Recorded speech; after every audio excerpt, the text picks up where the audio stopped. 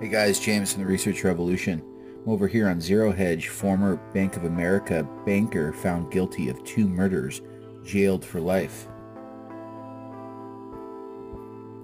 2 years ago, we reported the shocking story of then 29-year-old Hong Kong-based Bank of America banker Rick Judding, who was arrested in connection with the grisly murder of 2 prostitutes.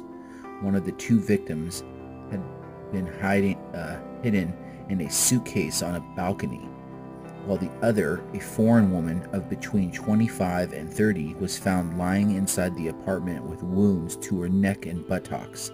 2 years later, justice has been served when overnight a local court found Judding guilty of the sickening murders of the 2 Indonesian women he tortured in his Hong Kong apartment, in what the judge said was one of the most horrifying cases the Chinese-ruled territory has known. As Bloomberg reports, Deputy High Court Judge Marshall Stuart Moore sentenced the Cambridge University graduate to life in prison with no parole. During the trial, the Brighton had admitted killing Sumarti Ningish, 23, and Siging Muish, 26, but argued that he was guilty of manslaughter, not murder, on the grounds of diminished responsibility. He was suffering from mental disorders, the defense said.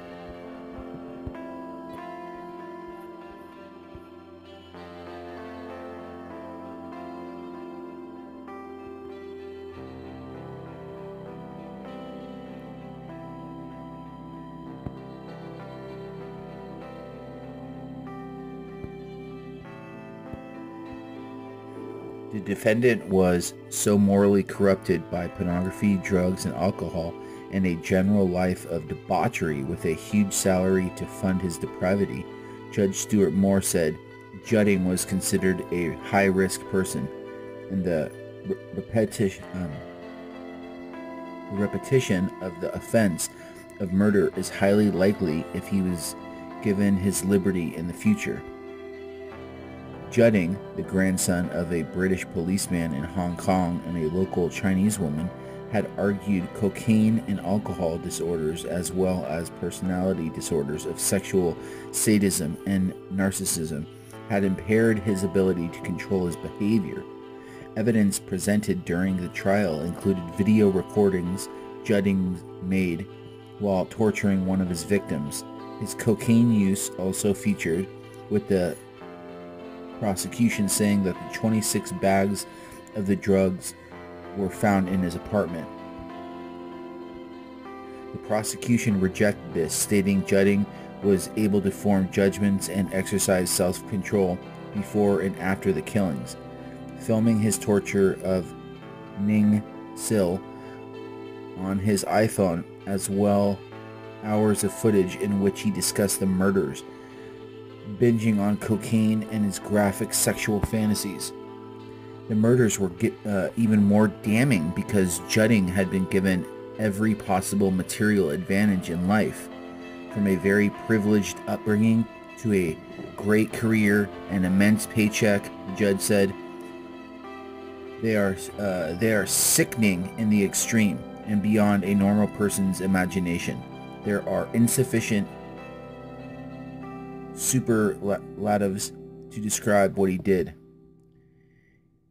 It took the jury, made up of 4 women and 5 men, around 6 hours, including a lunch break, to reach its decision. The former bank recorded himself taking about the first killing and what he should do, including giving himself up, killing himself, or hiding the body, then flying to the UK, Reading said. After the second killing, he told police that he had used up the remainder of his cocaine, the lawyer said.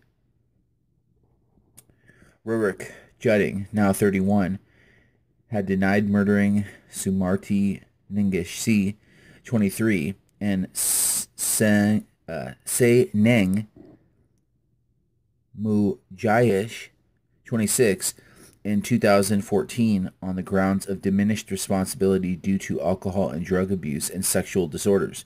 He had pleaded guilty of the lesser charge of manslaughter in a case that gripped world media due to graphic video footage seen by a jury and brutality of the killings. The jury unanimously found Judding guilty of murder, and he was sentenced to life in prison. His lawyers have said he will apply to serve his sentence in Britain, the former colonial power in Hong Kong, where prisoners can, in some cases, apply for parole after a fixed number of years. Judge Michael Stewart Moore agreed for an application to be filed, but said he would inform authorities in Britain exactly what they would be dealing with, and urged caution against failing for Judding's superficial charm. As described by Reuters, Cambridge-educated Judding, wearing a blue shirt, looked down and showed no emotion when the verdict was read out in open courtroom, packed with international and local journalists. In closing remarks, the judge described Judding as the archetypical sexual predator who is represented in extreme danger to women, especially in the sex trade. He cautioned that the possibility of a repeat crime would have been very likely. Ningsil, 61-year-old father, Ahmed Kaliman, said he thought the verdict was inappropriate. "I want to say thank you to Hong Kong's legal system for what they have done," he told Burgers TV, claiming in his village in central Java. "I hope we can get compensation to support Nangil's son." In a statement read out by Judding's lawyer, Tim Owen, Judding said he was haunted daily by what he had done. "The evil can never be remedied by me. Nonetheless, I am so sorry. I am sorry beyond words," Owen said, citing Judding. Judding exhaled deeply, then as he walked out of the courtroom, flanked by 3 police guards. Okay.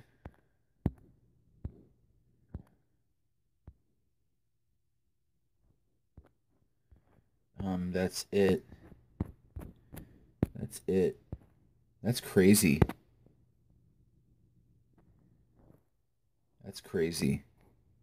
A banker that is a murderer. I think there's